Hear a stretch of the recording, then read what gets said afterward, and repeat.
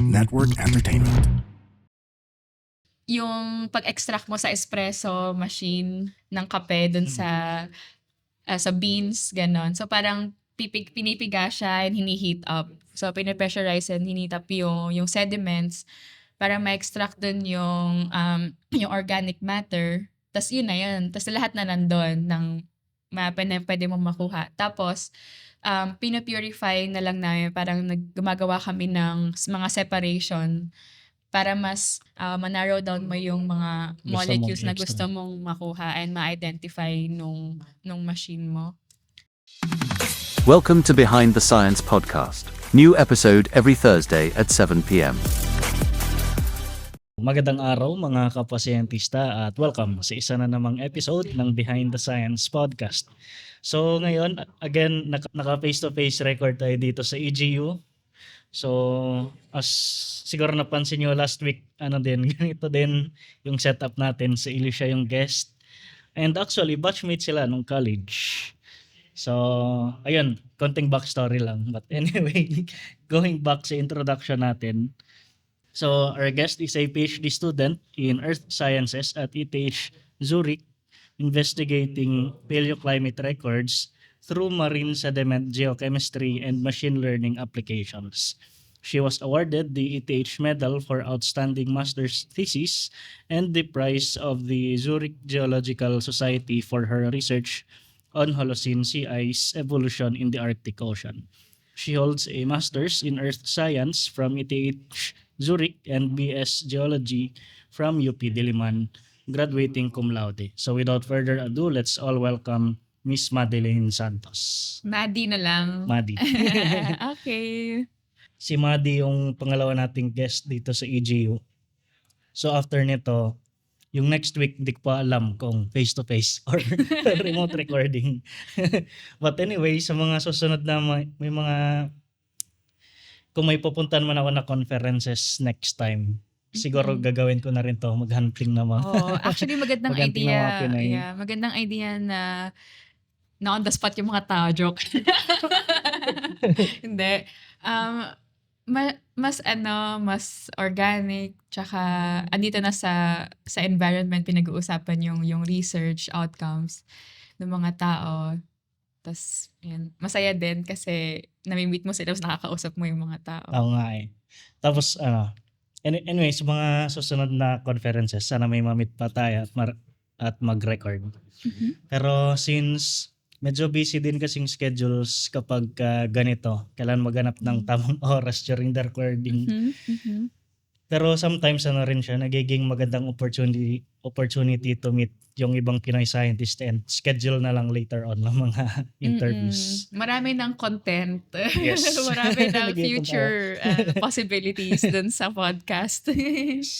Ayun, so since nandito tayo sa EGU, Maddie, can you share muna konting overview ng ginawa mong research na present dito? Kasi natatandaan ko parang hindi pa siya pwedeng i-share publicly. Oo. Pero pwede ko namang sabihin kung ano yung ginagawa ko in general. So, nandito na ako ngayon sa interface o intersection ng geochemistry and climate science at marine geology. So, yung ginagawa ko ngayon, gumagamit ako ng mga tools in geochemistry para mas maintindihan kung ano yung mga nangyayari sa past warm climates, especially para ma-inform yung future climate projections natin. So yung ginawa ko, na pinresent ko dito sa EGU, nagpresent ako ng bagong atmospheric carbon dioxide reconstructions para sa isang time window or time period sa recent Earth's history. Recent pero mga siguro 12 million years ago to 10 million years Iba ago. yung recent sa mga geologists. Iba na yung recent. So, ayun, nag-reconstruct ako ng CO2 at saka ng sea surface temperatures using organic biomarkers. So, mostly chemical or molecular fossils na tinatawag. pumunta kami ni Ellie dun sa poster mo. Oo. Tapos may kausap ka na may kausap ka na habang nagpe-present ka, to sabi ni Ellie wala na raw siyang maintindihan sa ganitong paleoclimate. To sabi ko, ang importante lang diyan basta mainit. Basta mainit, Actually. basta malamig. So, yon mainit. Tapos, dati, kasi sa time window na to, na Tortonian, meron din yung mga ibang dating studies na sinasabi nila na decoupled or hindi, kasi ina-expect mo na pag mas mataas yung temperature, mataas din yung carbon dioxide or yung greenhouse gas concentration dahil sa greenhouse effect, mas malala kapag ganon. Pero hindi nila masyadong makita yung significant increase dun sa carbon dioxide sa atmosphere. So, yun yung tinatry nating mas intindihin ngayon or ano ba talaga yung nangyayari nung panahon na yon. And mahirap siyang gawin kasi syempre meron tayong mga satellite data ngayon pero hanggang 1970s lang. So going back further in time, mas malaki yung uncertainty, mas maraming kailangan isipin. So yun yung tinatry namin gawin as geochemists working with different proxies o yung different indicators, yung proxies ay indicators ng past environmental conditions para mas ma-inform tayo kung ano ba, saan ba papunta yung Earth sa changing climate. So, yun. So siguro Just in general. backtrack din natin since pinag-usapan natin paleo reconstruction. Ngayon backtrack naman natin yung naging journey mo as a scientist. Ayun. Paano ka ba napunta dito sa sa Switzerland? So, ayun. So, nag-bachelor's ako sa geology. Tapos, nung time ko sa bachelor's, sobrang dami kong mga tinry na nag-SA, student assistant ako sa ibang lab. Tapos, eventually, napagka-graduate ko sa bachelor's, nag-try akong mag-internship sa Taiwan. So, yung project doon, isotope geochemistry, yung naging project ko doon sa sulfur isotopes. Sa Taiwan? Sa Taiwan, oo. Ano to? Academia Sinica din? Oo, Academy Sinica. So, nag-apply ako doon sa, ayan, so, kailangan nating promote yung mga Mga internship, scholarship. yung mga pwedeng, mga pwedeng possibility na applyan para sa mga students ngayon. So, yung Taiwan International Graduate Program, so yearly naghahanap sila ng internship, ng mga possible interns from all over. And yung internship maganda siya kasi kahit 2 months lang siya, may immerse ka talaga doon sa ginagawa ng laboratory. So, nasa sulfur isotope group ako. Tapos, may possibility na mag-continue as a graduate student afterwards kapag, syempre, kung interesado ka pa ituloy yung work, gano'n. Tapos, pagbalik ko from the internship, ayan, may board exam. Tapos, nag-apply na rin ako ng work. And nakuha ko yung work ay yung first job ko talaga na totoong job ay maging project research assistant. So, kasama ko rin si Ellie, yung guest last week. na so yung work namin on gas hydrates, basically parang yun yung naging main pathway ko. So, nung nag-a-apply ako sa ETH as a master student, so sumulat ako ng research proposal para sa isang scholarship. So yung scholarship ito, Excellence Scholarship and Opportunity Program na in-offer ng ETH to international and local students. Fully funded scholarship siya para makapag-aral ng master's sa ETH Zurich. So yun yung isang scholarship na in-applyan ko. Tapos, sumulat ako ng project on methane hydrates, pero hindi siya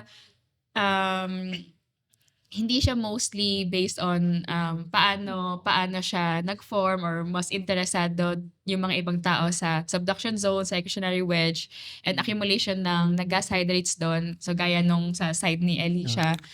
Yung greenhouse gases in general, yun yung naging path ko to study yung past climate or past greenhouse gas concentrations. So, yun din yung tinry ko gawin. So, parang mas go into climate science na Oo. ako from From there. from From geophysics. geophysics. Tapos naging geochem and ngayon paleoclimatology, geochem. Mas ganda na yung work ko. Gaano kahirap yung shift na yun sa'yo na from Mhm. geophysics na focus na punta sa Mhm. geochemistry? Actually, mahirap siya pero pero nung time na yon mukhang naging okay din sa akin kasi mas may foundation na nung geological processes. So maganda yung naging background natin sa UP NIGS. At least ito yung nakita ko nung nag-aral ako ng masters na syempre may mga field na heavily reliant na sa mga applied tools, pero at least yung basic understanding ng mga processes andon.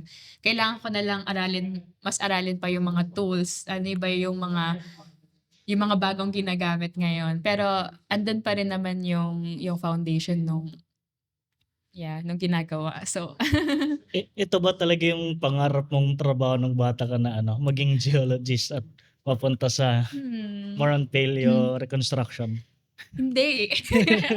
So gusto ko pang sabihin na ito na yung dream ko since 5 years old ako, ganyan. Siyempre parang ano rin siya nagde-develop din parang nagdevelop din ako habang tinatry kong i-figure out kung ano yung gusto kong gawin talaga.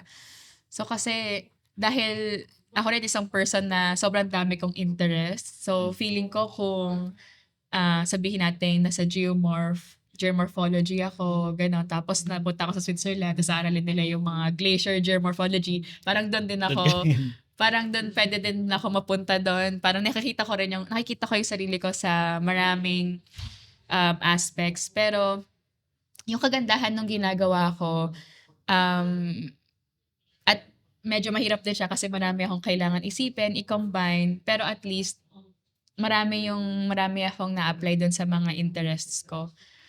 So, feeling ko, nakita ko na ito talaga yung gusto kong gawin nung nagma-master's thesis na ako, na sobrang lalim na kung nasa rabbit hole na ako ng paleoclimatology. Tapos, yung inaaral ko pa within the last 12,000 years sa Arctic. Tapos sobrang layong-layo dun sa Pilipinas na tropical. Sa polar region na ako. Pero na-realize ko na, ito gusto ko tong gawin and gusto kong mag-expand ako sa field na to. Na sobrang supportive nung community. Of course, may mga disagreements sa interpretations, pero nakakatulong yung kumbaga marami ka pwedeng i-apply, marami ka pang pwedeng matutunan. So, Yung yun. PhD supervisor mo ngayon, same lang siya sa MS mo? Hindi. Although, yung master's thesis ko, so ginawa ko siya in between two research groups. So, yung isang research group na mas heavily involved sa ginawa ko sa biogeoscience. So, yung head nung group na to, si Professor Timothy Eglinton, I think nag-develop yung tatay niya ng radiocarbon techniques. Ay sobrang medyo malaking person sila. Sana tama yung sinabi ko. pero sobrang prominent nitong people na to sa field. And so yung ginagawa kasi namin, mostly nag-extra kami ng organic compounds sa sediment. So parang sa archaeology, naghahanap sila ng buto, ng mga buto, mga artifacts na nakikita mo by your naked eye. Yung sa amin hinahanap namin, pinapahanap namin doon sa machine na kayang makapag-distinguish ng iba't ibang molecular compounds. Yun yung hinahanap namin sa sediment. So yun yung nagdidikta or doon kami nag-i-infer kung anong klaseng organisms yung nakatira doon sa water kung saan man na deposit yung yung sediments. Ayun. Ito yung biomarkers. Ito na yung tinatawag. biomarker natin na tawag. So, maraming biomarkers. Marami rin akong tinry measure kasi dahil yung extraction process, ginagawa mo lang siya once. So, meron akong kunyari, sabihin natin, sino bang, nagka-coffee ka ba? Or, Oo. so, para siyang,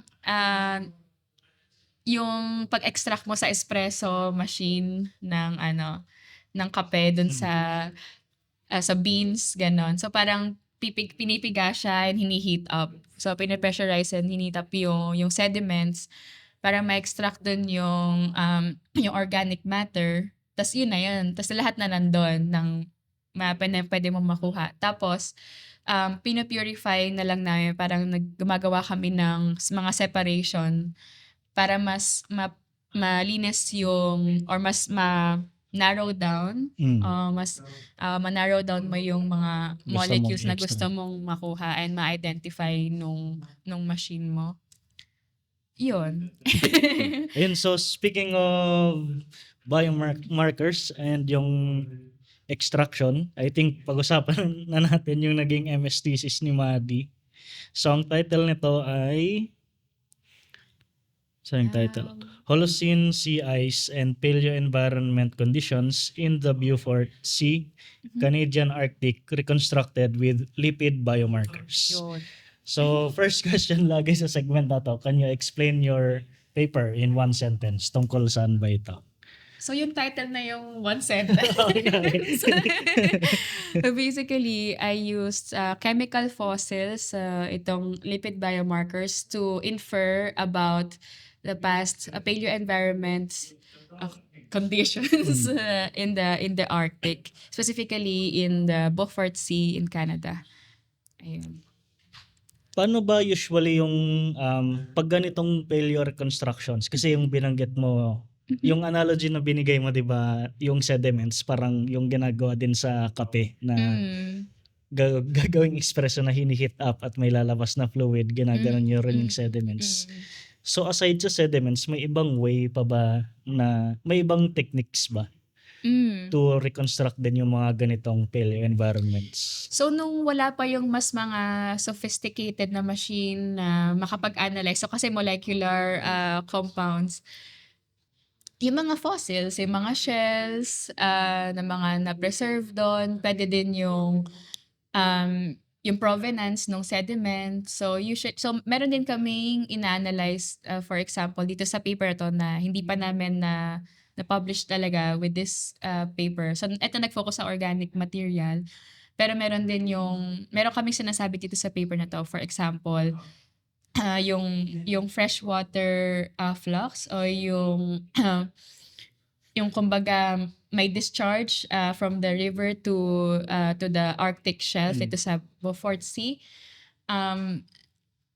So may mga material na pwede kang gamitin from dun sa river sediments na pwede mong pag-identify na ito nangyari to nung time na yun related dun sa discharge from an ice sheet melting, tas related na yung sa climate. So maraming parang kung ano yung lahat na maisip mo na gawin dun sa sediment, inorganic or organic tools, marami siyang pwedeng gawin. So, so dito yung ginawa niyo, 'di ba, parang ni-reconstruct niyo yung extent ng sea ice doon sa Arctic Ocean. Pero yung sa Canada na side. So, how do you actually do that? So, anong klaseng data yung ginamit niyo dito to do that? So yung ginawa namin, meron kasing expedition yung professor ko, yung supervisor ko dito sa thesis ko. Noong 2021, may expedition sila na marami silang sediment cores na kinuha. Nakasama ka doon? Hindi nga eh. Kasi kakapasok ko pa lang sa master. So, nung previous year ay pwede. Pero nakapag-fieldwork ako nito eventually sa Canada, sa Arctic Canada. So, nag-collect sila ng mga sediment cores from different locations distributed dun sa Arctic shelf. Tapos nag-aral ako. So yung plano namin, isa lang yung gagawin kong core. Pero dahil gusto naming malaman kung um, sa sea ice extent para kumuha kami ng core na mas nasa deeper part ng slope. So, yun yung una kong core, and then yung sa mas shallow na part ng slope na going sa coast, na mas malapit sa coast nung Canada, may kinuha din silang isang core doon. Yun yung ginamit kong parang pang-compare. Kung pareho na nagva-vary yung sea ice dito, sea ice concentration na tinatawag namin, and kung ano yung naging extent ng sea ice from the deeper to the shallower core. So For the past, yung core yeah. pala guys, parang may tutusok ka na tubo doon sa ilalim ng may tubo. lupa, sa Literal ilalim na ng tubo dagat. siya. Oo. Gaano kahaba yung core na So yun? yung core na yun, mga kasing tangkad ko, mga, wow, mali. Joke lang, hindi, mare-reveal pala yung ano ko dito. Reveal yung Hindi. height. Sabihin natin around 2 meters. Ganyan. So yun din yung height mo. Masyado matangkad yun. So less than 2 meters. Ayun. May question pala ako dyan. Paano kayo nagde-decide saan kukuha ng core at gaano kahaba dapat yung core na kukunin mo? So marami silang factors na ginamit dito. So parang so yung main is ma-recover yung past yung buong Holocene, so hanggang mga 12,000 years. So yun yung basically target nung project nila dito. So meron silang mga age model, and meron silang mga ginamit na guide para okay, mga at least ito yung makuha natin, ma-recover natin na core. Tapos yung kung saan exactly yung course na kukunin, depende kasi yun dun sa ano eh. So marami ng experience yung teacher ko, yung supervisor ko dito sa pag-collect ng sediment core sa Arctic, ganyan. So meron silang mga hinahanap na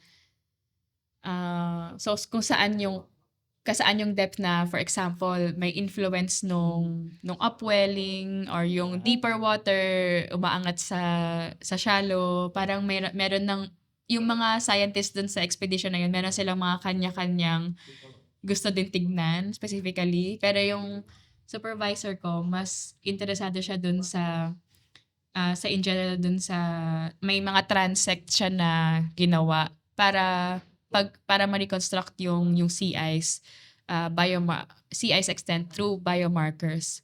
So itong transect na to, yung isang transect, dalawa yung ginamit kong course from the transect, pero marami pang pwedeng possibility, ganun. So sa audience natin na baka masyadong tawag nito, hindi niyo na-visualize yung pinag-usapan namin. So imagine nasa isang kalsada, yun yung tinatawag natin na transect. Mm-hmm. Tapos since hindi ka naman kasi 'di ba, yung barko nasa taas siya ng dagat. Tapos ito yung transect mo. Mm-hmm. Hindi ka naman kasi pwedeng mag-core sa lahat ng sa lahat ng points na 'yon. Pipili ka lang ng kumbaga parang representative. Oo. So dalawa yung pinili niyo doon sa main dalawa yung transect pinili ko na magkalayo enough para may ma-distinguish na pagkakaiba. Magkaiba yung environment. Okay.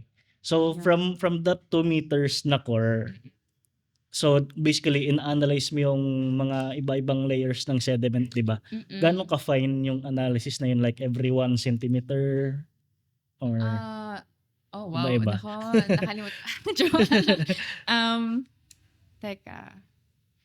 So, alam ko na meron akong at least 40 samples sa 2 meters na to. Pero hindi siya equal So, meron kasi akong mga specific na time na ages o dun sa length ng core, meron ako mga particular na interest. So, mas marami yung sample ko dun. So, ganun. Hindi siya parang So targeted talaga siya na Oo. for this layer, Oo. doon ka mas So, madaming sample. So yung una kong ginawa, nagpick ako ng mga shell ng mga forams. So yung mga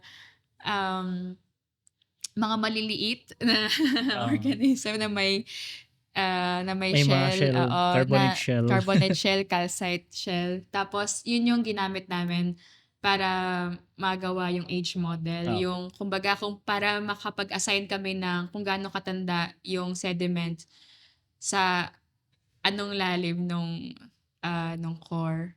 Okay. So parang yun yung ginawa ko muna. Okay, sige. Nung natapos na namin 'to, ayan, pumili na ako ng mga sample na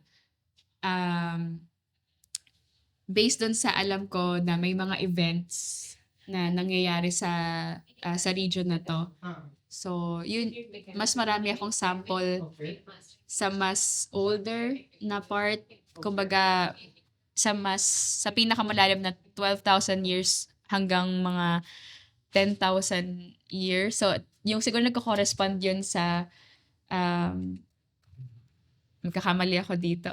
Hindi ko na maalala kung gaano kalalim yung core na yun. So, siguro hindi naman siya aabot ng So, siguro mga 1/4 siya ng core. Yung Ganun. bottom 1/4 Oo, yun. bottom 1/4, ganun. Okay. Let's say. Sana tama yun. Tingnan natin sa paper. Ganun. Check nyo na lang yung Check nyo yung details. paper namin. Very common behavior ng mga scientists. Pagka nasulat na nila, minsan nabuburang sa isip. Tsaka ngayon kasi mas interesado na ako. Ito, million years na nga ang layo na. Ito kasi mas recent. Pinaka-recent na stuff na ginawa ko. So dun sa sediments na yun, anong specific na molecules yung hinahanap nyo dun? So, yung mga specific molecules, meron kaming molecules na hinahanap na galing sa organism na tinatawag na diatom, sea ice diatom. So, mga phytoplankton sila. So, nagpo-photosynthesize sila, pero nakatira sila sa ilalim lang ng ice, sa ilalim lang ng yelo. So, malalaman mo kapag marami yung compound na to sa sediment, nandun ka sa kung saan yung edge ng ice. Kasi kailangan nila ng light para silang mga algae, ganon. Tapos kailangan nila ng enough light penetration para mabuhay sila, pero kailangan din nila na nasa ice. Hindi ko alam kung bakit. As a hindi biologist. Pero yun yung marker, yung IP25 yung tawag namin dito sa biomarker na to, na ginagawa ng diatoms. Tapos kapag mas madami Mas yun, madami siya. ibig sabihin mas madaming ice.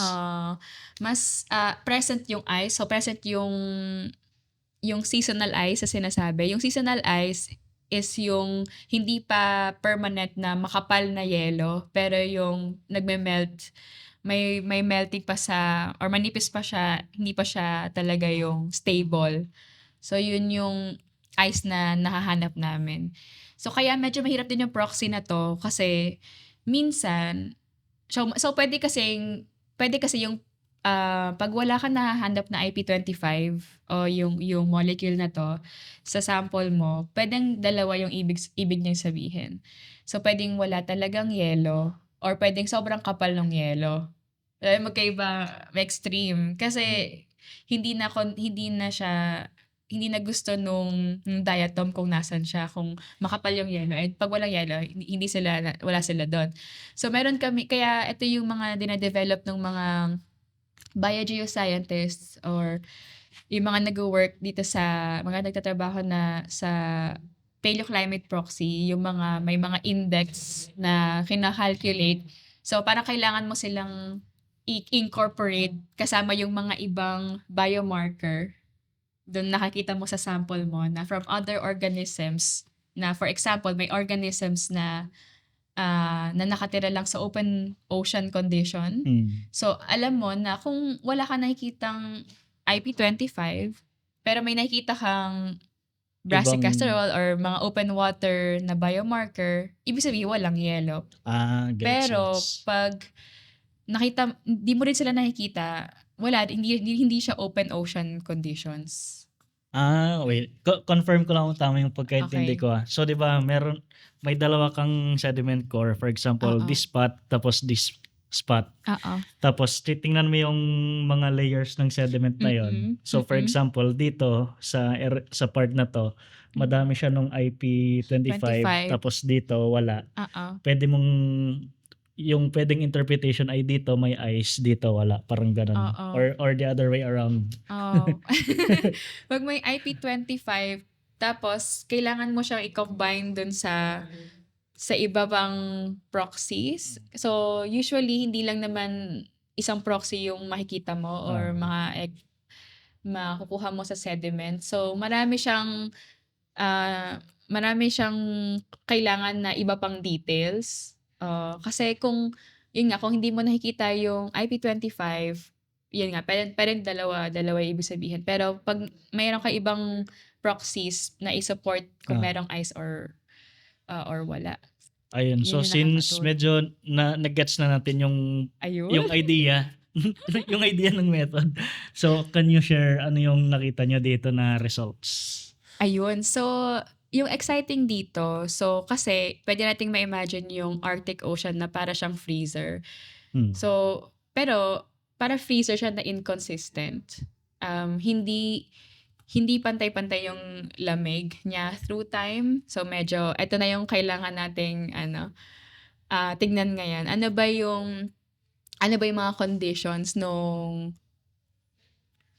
mga 12,000 years ago or however long you want it to be. So, yung nakita namin nung 12,000 years ago up until siguro mga 8,000 years ago, ito yung tinatawag na time na early Holocene. So, last glacial to early Holocene. Wala masyadong, mostly ice-free dun sa deepest part na nakita naming core. Tapos, after 8,000 years, so nung 8,000 to 6,000 years, nag-increase yung yelo. Tapos, inaabot na rin niya yung mas shallow na core. So, nakikita na rin namin yung IP25 dun sa shallow na core. So, nauna naming ma-detect yun dun sa sinasabi natin yung sa deeper or sa mas malayo na offshore na core. Tapos, nakikita namin tumataas na din yung IP25 na concentration ng IP25 dun sa shallow na core. Tapos, hindi namin exactly ma-pinpoint kung ano yung mga meron kami mga alam na factors na nakapag-influence kung bakit parang lumamig and nag-promote ng sea ice growth. So, yung isa doon is yung nagde-decrease yung insolation. So, mas lumalamig dahil less yung kumbaga yung force nung sun na tumatama doon sa area na to. So, mas lumalamig siya. Mas less yung insolation. And yung isa, medyo mas complicated. Pero tatry nating i-explain to. So, yung isang pwede na explanation is mas nagde-drain yung may malaki kasing river na nagde-drain doon sa so ito yung largest Arctic river, Mackenzie River. And dahil may fresh water, parang nagkaroon siya ng blanket ng fresh water doon sa kumbaga imagine natin yung Beaufort para siyang bowl, tapos niligyan mo siya ng blanket ng fresh water and mas madali yung pagyelo sa fresh water kesa dun sa salty and dense na water. Kaya mas maraming naging yelo. ice. Pero hindi naman ibig sabihin parang alam mo yan, parang mutually exclusive, it's one or the other. Pwedeng dalawa yung dahilan kung bakit nag-increase yung sea ice. So, kaya nireport ko na rin nung thesis ko na, sige, ito na dalawa, mahirap to. Mahirap i-argue Mahirap paano mo i-breakdown yung ganun na parang component. ano ba yung influence nung sa, parang ilang percent, ganon, ilang percent yung naging influence nung change nung sa sun and ilang percent yung sa freshwater, medyo mahirap siyang gawin for now. So, kailangan din ng mga simulation para dito. Pero, yung, yung freshwater, yun nga, mas naging madali um, yung pag-form ng yelo. Tapos, dahil to, so yung freshwater saan to nanggaling? So may malaking ice sheet sa North America, yung Laurentide ice sheet. Noong time na to na-trigger yung last collapse nung mga 14,000, 13,000 years, ganon. Tapos, may mga malalaking lake sa North America na nag-outburst. And dumaan na dito yung outburst ng lake doon sa Mackenzie River and Mackenzie Delta, papunta doon sa Arctic. So, yun. Yung curious ako dito kasi sabi mo kanina dalawa lang yung core, di ba? Gaano ba usually kadami yung number of cores to give you more confidence dun sa interpretation nyo? Or at least dito sa case nyo, ano yung nagbibigay ng... Kasi dalawa lang siya eh. Oo. Like, paano nyo i-argue na yung confidence nyo dun sa interpretation nyo? So, I think medyo papasok tayo sa territory nung paano namin nalaman na okay na tong paper or parang paano namin nalaman na mukhang consistent yung results namin. Actually, sa field ko at least, dahil sobrang effort siya yung yung analysis. Usually, kahit isang core lang gawin mo, okay na siya. Pero dahil ay nako, maraming walang shade, pero Ito yung mahirap sa coring. oo, kasi mahirap yung coring. So parang pero pag kumbaga syempre i-compare mo naman siya dun sa other sites. So actually nung sinusulat ko na nga rin thesis ko and itong paper na to, tinitingnan ko, ano ba yung nangyayari dun sa ibang parts ng Arctic? Dito lang ba to sa, regional lang ba to?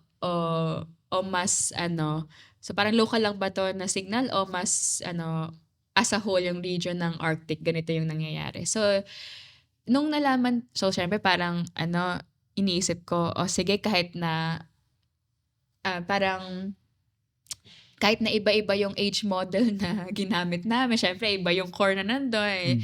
Hindi siya masyadong consistent dun sa timing, exact timing. At least yung roughly, yung mga nangyayari, nag-i-increase din yung sea ice concentration nila across the time interval na, at least yung common na hinahanap ko.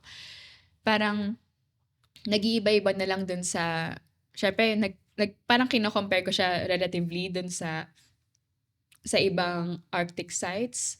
Tapos, tapos sobrang tawa na ng prof ko kasi, dalawa na yung core na ginagawa niya. Ganon.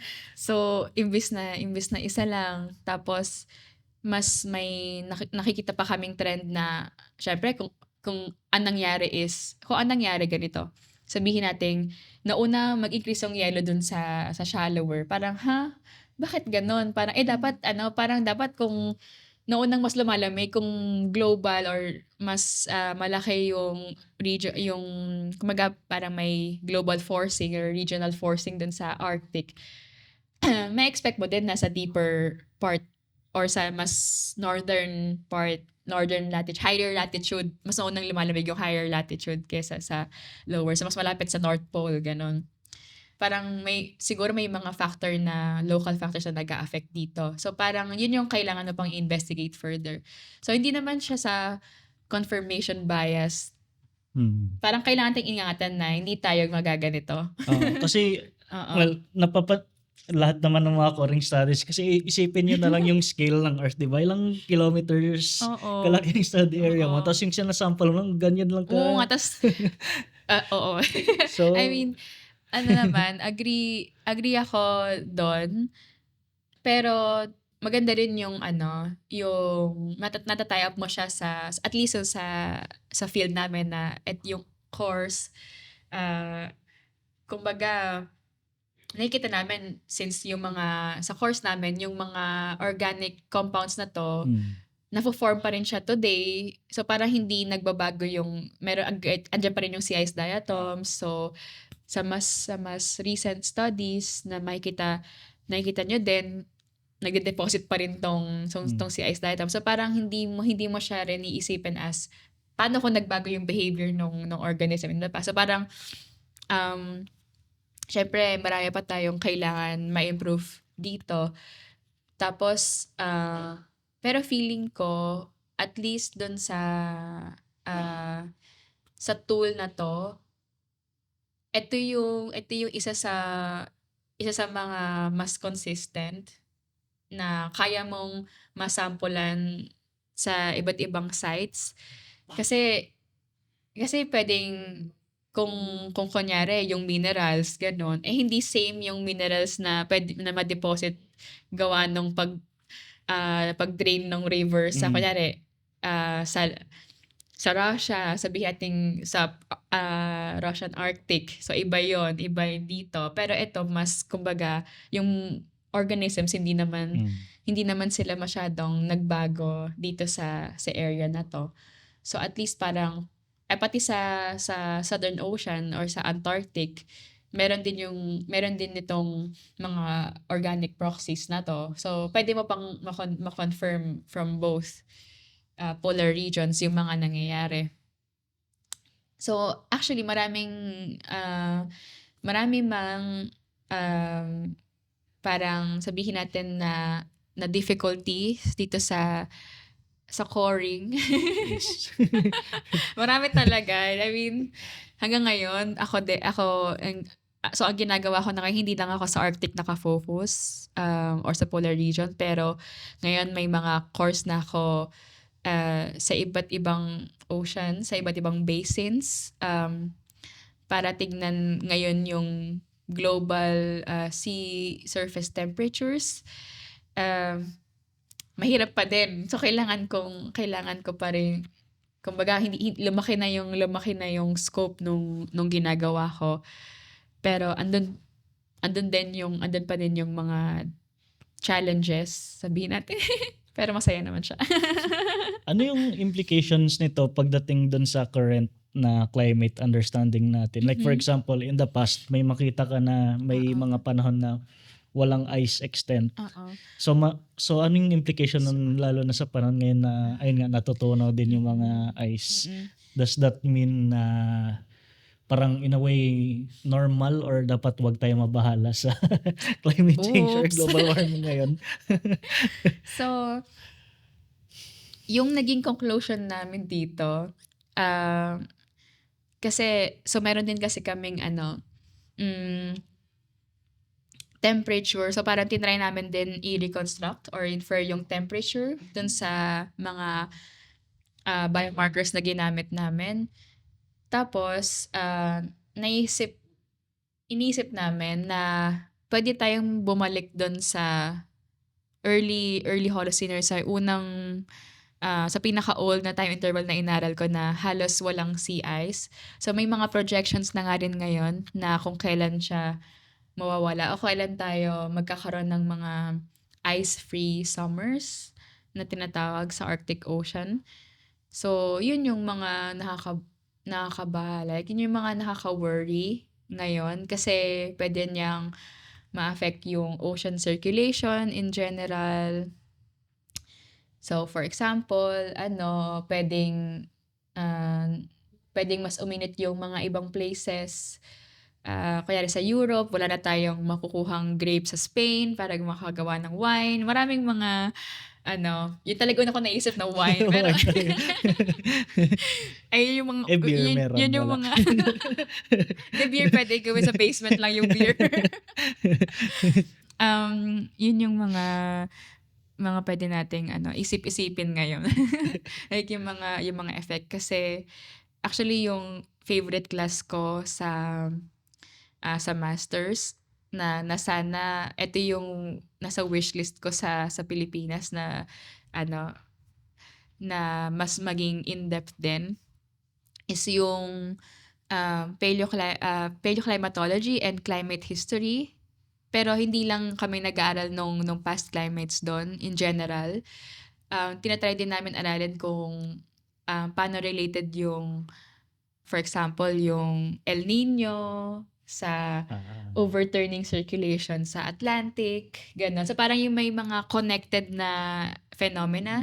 Kasi actually sa climate change studies, kailan lang naman natin naisip na global siya eh. Like, kasi iba yung effect niya eh. Sa Asia, mas uminit, tas mas, sabihin natin, kumbaga, yung moisture yung monsoon and yung moisture accumulation, ganyan. Related siya sa mga nangyayari din sa polar, gano'n, sa polar region. So, kung ano yung mga teleconnections sa tinatawag, yung mga events na nangyayari na connected sa isa't isa, hindi natin napag-piece together na part siya ng overall climate change. So, yun yung challenge mainly sa mga climate scientists na paano natin i-assess yung natural variability o yung natural na sabihin natin oscillations sa temperature, sa climate in general, and paano natin ma-isolate ito yung effect nung gawa natin na anthropogenic climate change. So, ayun. Diyan nagkaka-existential crisis yata ako. Joke lang. Ang hirap pala nung matatapos kaya ako sa PhD ko. Hindi, okay lang yan. Masyadong nilimit ko lang din naman yung scope ng PhD ko para makagraduate din ako. Part naman siya palagi dapat. Pagka sa mga PhD studies, talagang ililimit mo lang kung ano yung kaya mong magawa in 3 years. Or else hindi ka talagang matatapos. Hindi ka matatapos. Solve kung ano. Nako. Kasi yung mga research, parang always naman na pag may na-solve ka na initial mo na problem, parang nadadagdagan lang siya ng nadadagdagan. Oo. Tapos, hindi nawawala yung feeling na parang kulang pa yung ginawa ko. Parang, hindi pa to pwede i-publish. Kailangan ka pang i-check to. Ganon. May mga ganon din ako. Pero parang, yun nga, nung tinatapos namin yung paper nung sa master thesis ko, parang, ayan na, tinignan ko na yung iba't ibang sites, iba-ibang regions sa Arctic, ganyan. Tapos sinabi nung prof ko, sige, tama na yan. Siya na nagsabi. Huwag na tayong, kailangan na ma-publish to, ganon. So, ayun. Masaya naman and continue lang. So for anyone interested dun sa paleoclimate reconstruction, lalo na sa Arctic, I know exotic topic siya sa ating mga Pinoy. So pero interesting siya na study at of course interrelated naman yung ano bang tamang wording, ecosystem or environment, basta ganun. Kung ano yung nangyayari sa Arctic, processes, in a way, may effect pa din siya sa atin sa tropics. So, ayun, check nyo lang for anyone interested. Naka-link naman sa description yung paper ng namin. So, ayun, siguro pag-usapan naman natin yung more on behind the scenes. Like, ito, ginawa mo siya during your masters sa Switzerland at part siya nung scholarship mo. So can you share din yung like anong benefits ng scholarship na yun? Like anong allowance? May thesis allowance ba? Magkano yung ginasta mo dito sa sa mga experiments mo? Analysis? So siya yung scholarship program na to, so para siya sa master students, and basically meron siyang stipend na 12,000 francs, so times 75. Wait, ganon per month? Per sem. Per sem. Okay, grabe per month. Sana all. Din na. Mayaman. Joke, hindi pala. Hindi, pero sobrang mahal kasi sa Switzerland eh. Actually, yun nga yung iniisip ko, kung matanggap man na ako sa program pero wala namang funding support, imposible talaga siya kasi sobrang mahal talaga sa Switzerland. Sa Zurich palalo. Tapos, so yung scholarship na yun, so merong stipend na fixed, tapos within 2 years lang siya, so kailangan matapos ka talaga. Kahit anong gawin mo, basta matapos ka within 2 years. Pero kasi nangyayari ba na may hindi natatapos in 2 years? Oo. Kasi minsan, pandemic din kasi nung time na nag-masters ako dun. So, may mga iba nag-extend sila, ganun. Pero actually, yung maganda dito sa master's program dito sa ATH, yung thesis, yung thesis, ine-enroll mo siya, tapos 6 months lang siya na fixed. 6 months lang talaga. Yung thesis duration. Tapos, hindi na siya pwedeng ma-extend pa. Kapag hindi ka nagpasa nung by that time, kailangan mong mag-enroll sa ibang professor ng thesis. Oo. So, parang fino-force kang lumipat sa ibang supervisor Or, pag hindi ka natapos. ano siya may parang fail siya kapag ka fail yung grade mo dun sa sa thesis pag hindi ka nagpasa or pag hindi ka napatapos, ganon. Kayo na, so parang uulit ka ng panibagong topic, ganon. So parang ibang sistema. Ibang sistema siya sa Pilipinas. Oo, iba. Paano ba? Kasi sa Pilipinas, at least sa mga kilala ko, medyo, so sa atin kasi research intensive din naman yung setup. Pero, yun nga, pwedeng, hindi yung goal ay makumpleto yung work, 'di ba? Like parang kasi yung hindi naman requirement sa atin at least sa NIGS na mag-publish, pero at least nasa point na to be submitted siya.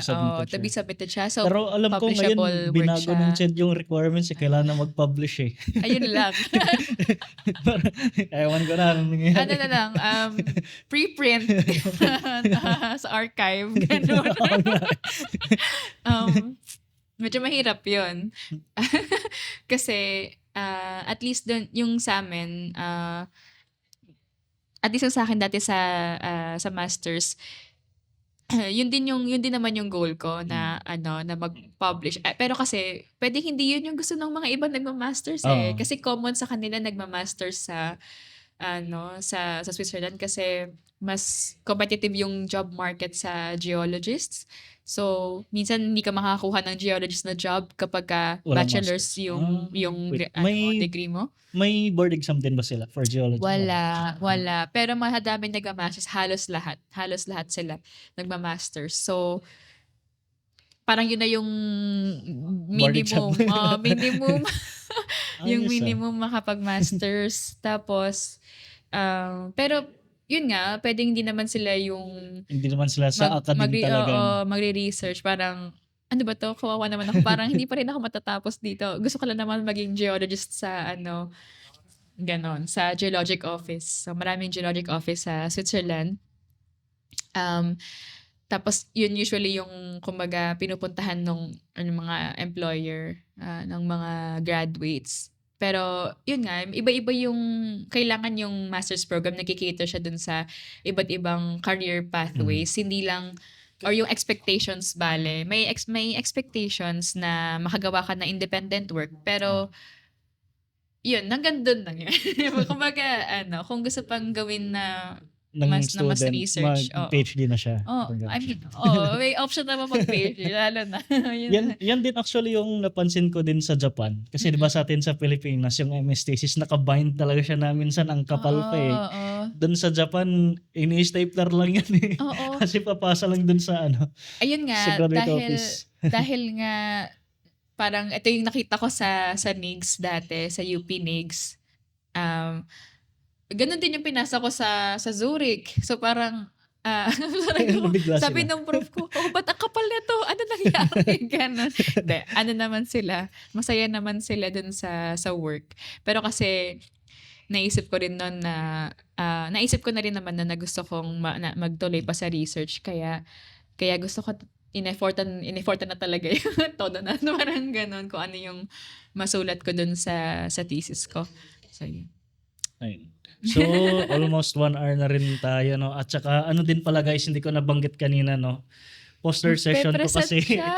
Poster session ko after ng, namin, pag-uusap namin. Kaya, kailangan natin na kami doon. Diretso na kami.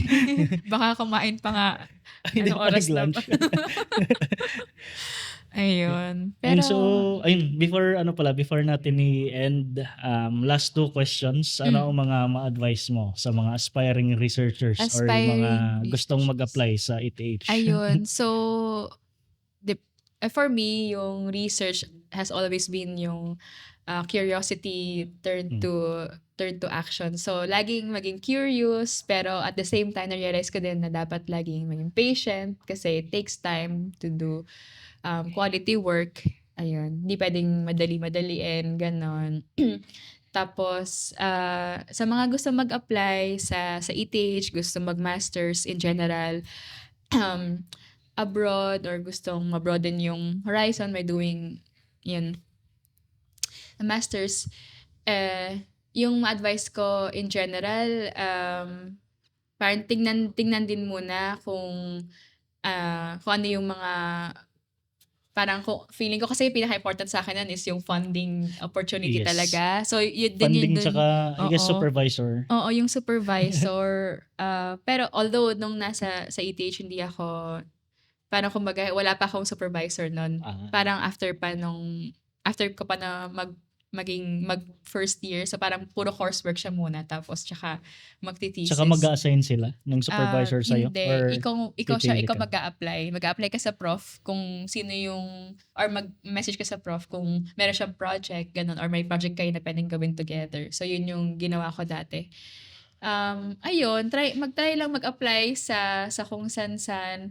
Tapos hanapin yung, usually meron sa LinkedIn yung mga hanap ko din na Sa LinkedIn ka naganap?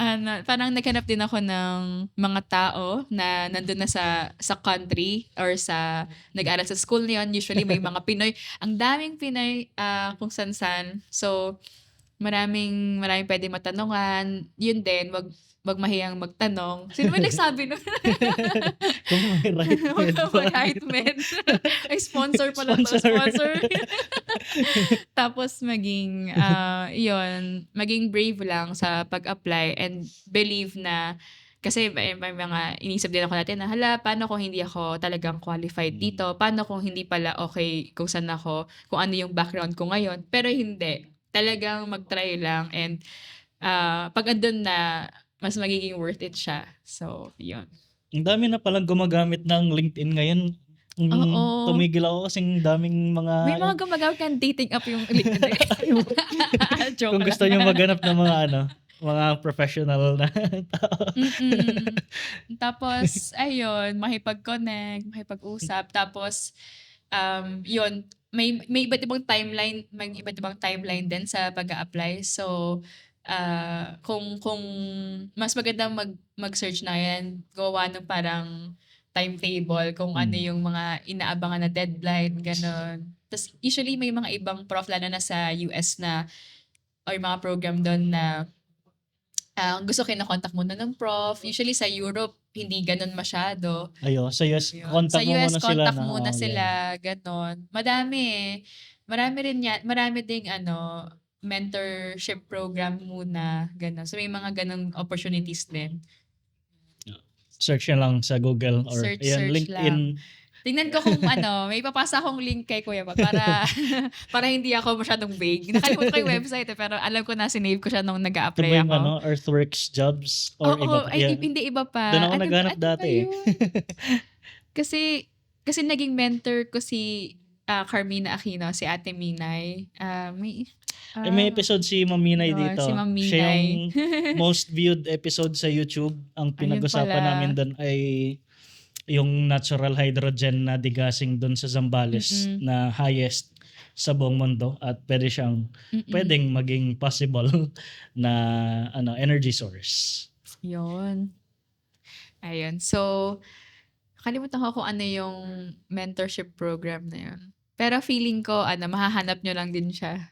I-send ko rin yung link. Check na lang sa description. Sa description. Ayan, tuloy may sa tama. Okay. And the last question, do you have anything to promote? To promote, yung paper namin. Tama. And stay tuned na lang sa mga future kong gagawin. And yung mga, yun, ipromote ko lang din yung scholarship program. sa ETH. Sobrang helpful talaga niya. So, nakalink din. Yun. So, yun yung naging mitya ng lahat ng ginagawa ko ngayon. And super happy. Yun. Yun. Okay. So so I guess hanggang dito na lang muna tayo. Maraming salamat kay Maddie sa pagpapunlock ng Thank you sa aming pag-invite sa akin. invitation. Kahit dito ko lang siya in-invite nung dito na kami sa EGU. True. Yeah. Game naman. Game. So ayun, see you everyone next week. Maraming salamat sa See you lahat sa end ng nakinig at PhD ko.